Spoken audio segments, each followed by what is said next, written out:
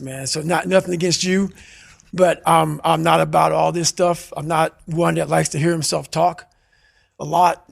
I'm about action, and action means less talking and more doing. So that's where I've been. What is that smoke jumping stuff?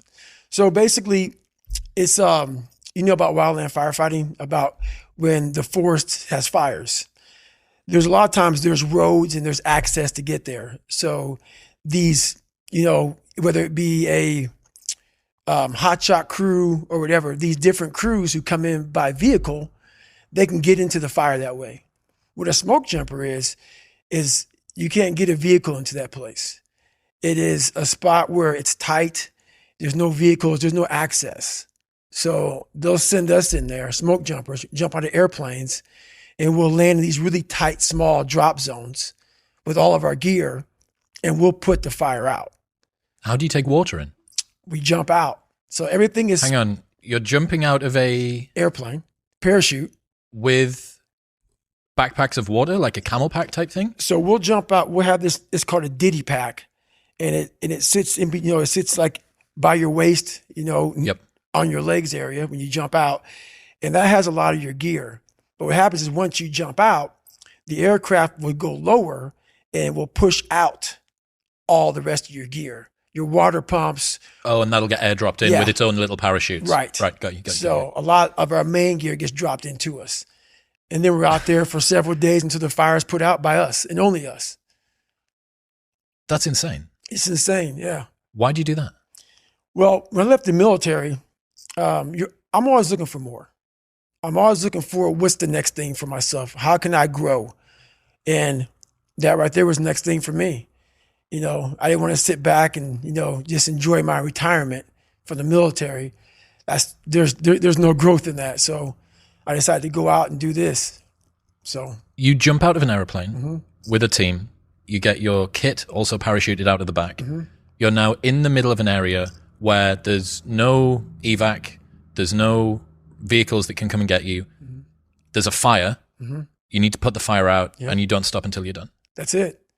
Sometimes there is a way to get out, but a lot of times it's just, you know, if someone gets hurt on the jump, a lot of times we have to build, like cut down a bunch of trees so a helicopter can come in, land, and get them out.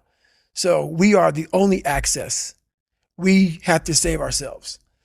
So a lot of times we are the team to get us in and to get us out. What was the longest mission exercise that you did? I think the longest one I did was 7 days.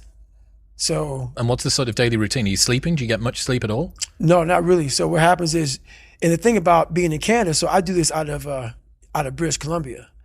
So what happens is there's a lot of daylight. When I'm out there, man, there's a lot of daylight. In the middle of the summer when it's hottest, when you've got tons of, okay. That's right. So there's not much dark. So you're basically working a lot of hours.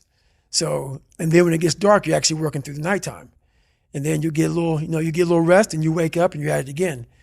And then when the fire's out, you patrol the fire, make sure there's no more hot spots, make sure everything is black and wet, because we literally wet the whole area down.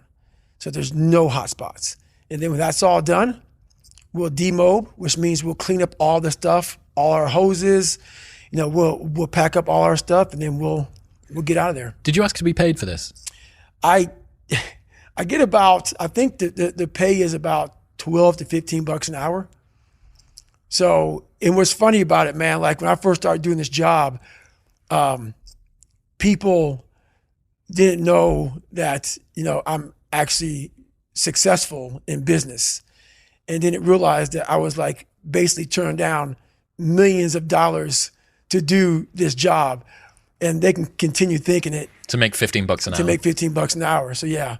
But, you know, like I said, for me, the whole money part of it, it's not what it's about. I'm all about that growth, and that growth isn't in these massive paychecks for speaking to corporations and stuff like that. The growth for me is in that $12 to $15 an hour when you're out there and it's like 20 degrees and you're freezing your ass off and you're thinking, you know what? I don't need to be here anymore. And you start questioning yourself why you're here. And there's a lot of growth in that. Why did you decide to release another book? What was undone with the first one? Well, the first one was basically a bachelor's degree with the mind, is how I look at it. And no one knew who I was. So this is the book, Never Finished, is the book that I wanted to come out first. But how am I going to get so deep into something when no one knows who the hell I am? So first, I have to give you some backstory on who the hell David Goggins is. Some credentials. That's it. And so I got some basic credentials out there. And now I can dive in more because most people think I'm just some animal who runs and yells and just says fuck and motherfuck all the time. And that's nowhere near the truth. That's maybe what they see in a 1 minute video. And that's what people believe. But there's a lot of thought behind a person being a born loser, becoming who I am today. You don't just wake up and just rocky the shit. You got to wake up and think about, there's a process to getting better. And that process is never finished. It's an appropriate